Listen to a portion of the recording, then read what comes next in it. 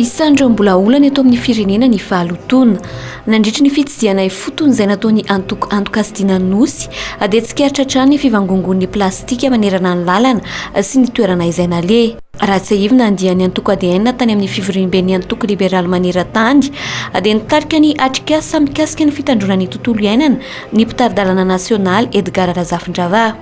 I Madagasikara izay firenena anisan'ny maloto indrindra maneran-tany. Raha tsy teny afa-tsy eto Antananarivo izay manana rivotra maloto lavitra mihoatra ny fetra tokony ho izy araka ny fanadihadiana navoakan'ny OMS na ny Organisation Mondiale de la Santé.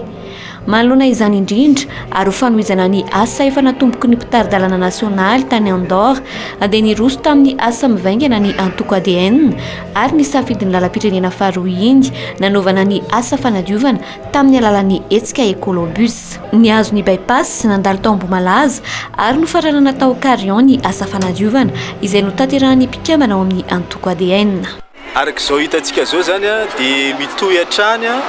ny hetsika izay ataony tanora ADN manerana nosy ary ity hetsika androany ity dia arak'izao hitantsika zao dia ny ekolobus izay hetsika anankiray ataony antoko ADN iarovana ny tontolo iainana anabeazana ny mpiray tanindrazana ny mpiray monina amin'ny fikajiana sy iarovana hatrany ny tontolo iainana ko dia manasa sy tarika ny vahoaka malagasy rehetra izay antoko ADN mba hiaro ny tontolo iainana ary mba hanatsara sy ny fahasalamana eto amin'ity nosy malalantsika ndao namana. Nisy ankoatr'izay ny fanentanana ireo mponina teny amin'ny lalam-pirenena faharoa Indy momba ny tontolo iainana sy ny fahadiovana. Ireo mponina raha teo amin'ny ankapobeny no fantatra fa mandrora mitsilany sy tompon'antoka amin'ny fiparitahan'ny loto. Tafiditra indrindra ao anatin'ilay vina fametrahana sekoly ambony amin'ny vahoaka araka ny fandaharana asany antoko kasidina nosy ity fanentanana ity. Izy io miainga avy amin'ilay atao hoe sekoly ambony ho an'ny vahoaka dia iany fotony fidinany fotony natao voalohany zany io ity ekobus ity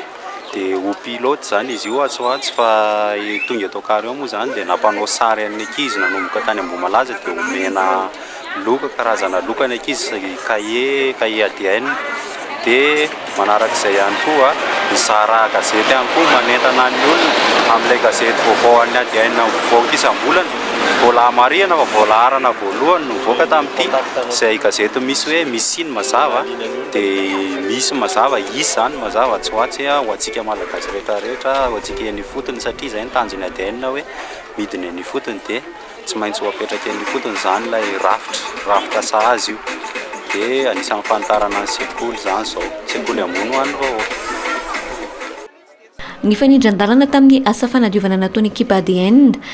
ny asa sosialy izay nirahana tamin'ny ankizy tany amin'ireo faritra notsidiana. Ankizy maherin'ny 520 no nahazo tombotsoa tamin'ity asa sosialy ity. Nisy ny fifaninanana manao sary ary ireo nandresy tamin'izany dia notoloran'ny ekipa ADN na cahier hoentina nampiana azy ireo amin'izao fidiran'ny mpianatra izao. Yasina makasitraka Yasina dia miarahaba-kory ireo nandray anjara rehetra tsy nisy hoe gisitra akory fa tsy maintsy nisafidy zahay ka dia afana daolina rehetrarehetra.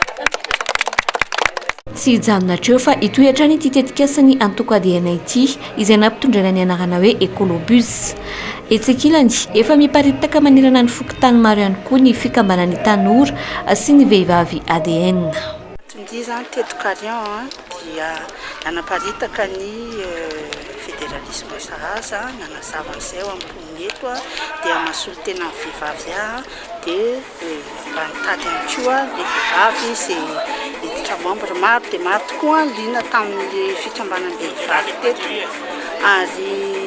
efa mba misy fokontany roa zany zao raha ny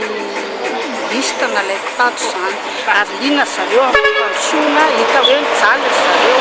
liana ihany koa amin'ilay hoe fédéralisme sahaza satria nazavaina hoe ety fotony dia fisakatena eny amin'ny faritra satria ohatra zao ny problème ity olana zany dia amin'ny hôpitalim-behivavy rehefa teraka misy sary firana any Manjakandriana mandeha tonga andro zareo raha eto ny ainga efa maty rehefa avy eo dia mijaly mitaraina be dia be zany zavatra mitaraina ireo vehivavy dia nahafinaritra aloha efa misy an'iny roapolo any zany ireo vehivavy liana tetika iritra ao